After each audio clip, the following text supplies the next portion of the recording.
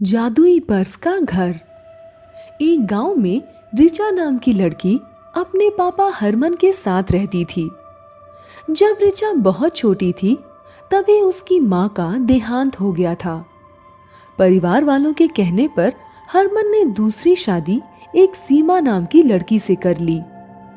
शुरू शुरू में सीमा रिचा से बहुत प्यार करती थी।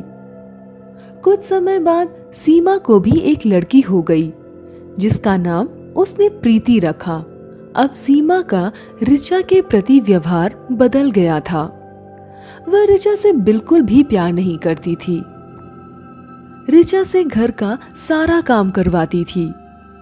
हरमन शहर में नौकरी करने चला जाता था। कभी कभी छुट्टी पड़ने पर ही आता था। अब रिचा और प्रीति साथ खेलते खाते पीते बड़े हो रहे थे।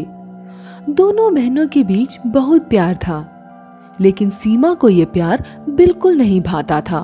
सीमा उन दोनों को साथ में नहीं रहने देती थी।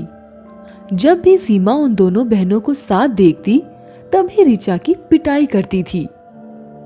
एक दिन रिचा घर का काम कर रही थी। अचानक से उसके हाथ से एक कांच का ग्लास गिरकर टूट गया। सीमा ग्लास टूटने की आवाज सुनकर वहां आ गई। सीमा ने गिलास टूटा देखा तो उसे बहुत गुस्सा आया।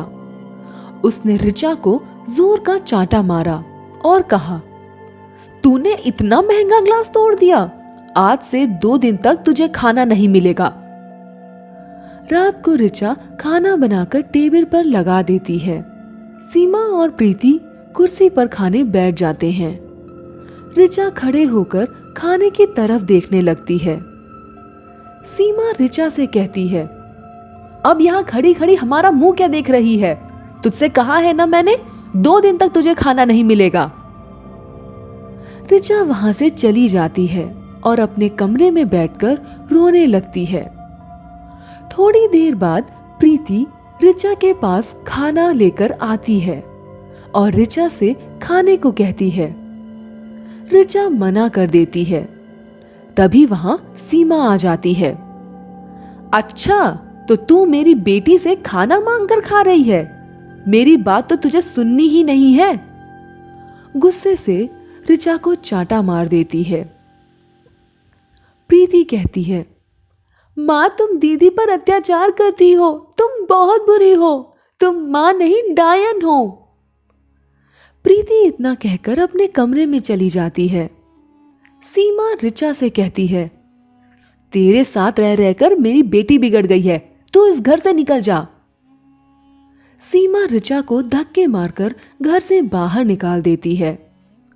रिचा रोते रोते जंगल के अंदर चली जाती है। बहुत रात भी हो जाती है और वहां एक पेड़ के नीचे बैठकर रिचा रोने लगती है और अपनी माँ को याद करते हुए कहती है, माँ तुम मुझे छोड़कर क्यों चली गई? यहाँ छोड़ने से अच्छा तो तुम मुझे अपने साथ ले जाती। आज तुम मेरे साथ होती तो मेरी यह हालत कभी नहीं होती। रिचा बहुत रोने लगती है। तभी रिचा की माँ उसके सामने आ जाती है और कहती है, बेटा तुम रोना बंद करो, मैं तुम्हारे पास ही हूँ। रिचा अपनी माँ को देखकर खुश हो जाती है और कहती है, माँ तुम जिंदा हो, अभी तक कहाँ थी? उसकी माँ कहती है, बेटा मैं तो हमेशा तुम्हारे आसपास रहती हूँ। उस सीमा ने तो तुम्हें घर से निकाल दिया है, मैं सब जानती हूँ। उसकी माँ एक पर्स से उसके लिए जादू का घर बना देती है और कहती है, इस घर के अंदर तुम्हें सारी जरूरतों की सामान मिल जाएंगे। जब भी तुम मुझे याद करोगी मैं तुम्हारे पास आ जाऊंगी। रिचा उस घर के अंदर जाकर देखती है। वह घर बहुत सुंदर होता है और बहुत बड़ा होता है। अगले दिन प्रीति भी रिचा को ढूंढते ढूंढते वहां आ जाती है। रिचा प्रीति को सारी बातें बताती है। अब रिचा और प्रीति उस जादुई पर्स के घर में खुशी खुशी साथ रहती हैं।